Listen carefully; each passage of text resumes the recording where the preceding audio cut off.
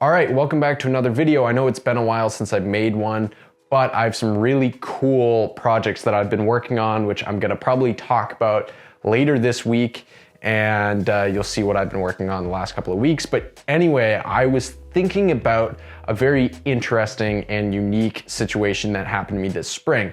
And I found the spot where there was a lot of big fish in the early spring.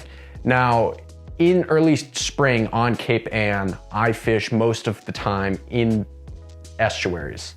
And the reason I'm fishing in the estuaries the most is because the water temperature is the warmest, and early in the spring, those big fish are looking for places to go and feed and digest. And there's a lot of bait fish in the rivers in the spring. So those bass are gonna be in there feeding, digesting, and just staging up and hanging out.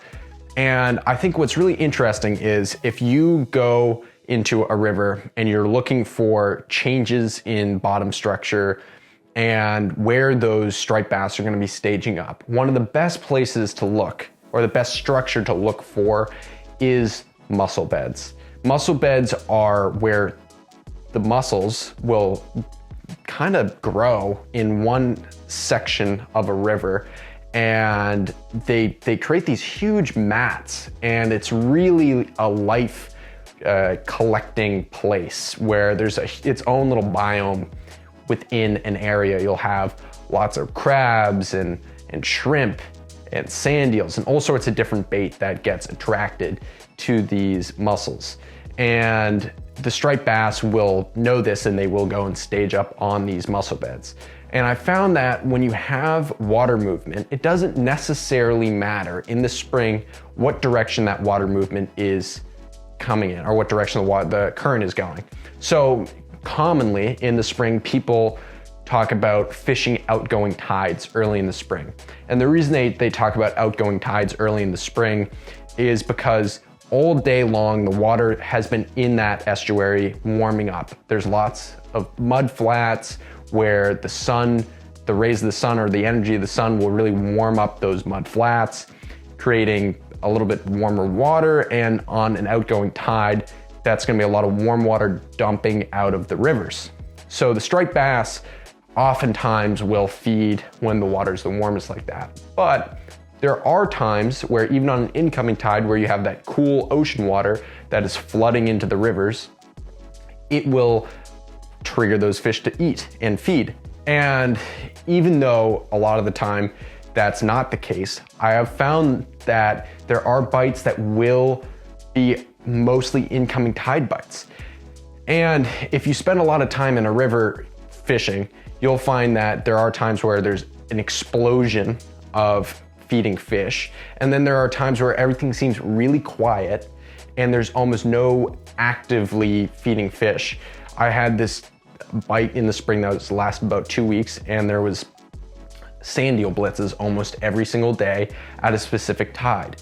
But most of those fish were between 25, 30-inch class fish.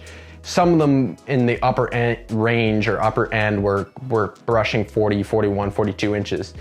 And those fish were kind of the rare minority of fish that we were seeing. For the most part, they were that 25 to probably 32-inch class fish. Now, on those incoming tides where the water was the coolest and there was not as much warm water or active fish, it seemed like, the bass were bigger. Fewer and far between, but those bass were a lot bigger. And it seemed like as soon as you'd have some moving water flowing through an area, that's when those bass were triggering to eat. And so I just wanted to say, because I was kicking this around in my head today, and I was thinking, well, next spring, I don't want to fully discount fishing on incoming tides, because a lot of the time you have these general rules that you'll get set in your ways when it comes to fishing.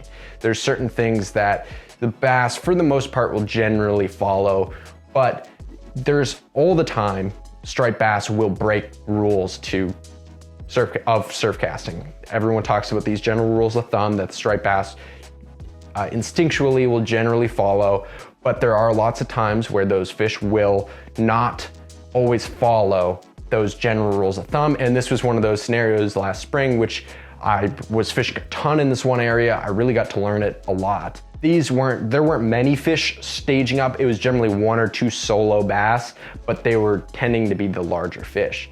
So when you're fishing in the rivers in the spring, wherever you're at, and you know that they like that warmer water, I wouldn't fully discount fishing outgoing tides, because I believe that a lot of the time, if you have good structure like those mussel beds, that will attract big bass to hang out even on less favorable tides. Thank you guys for watching. If you like this video, please like and subscribe. I have some really cool videos coming, and I'm gonna go really in depth on some certain things in the future that I'm excited to share with you guys. So if you like this video, please like and subscribe. I'll see you next time.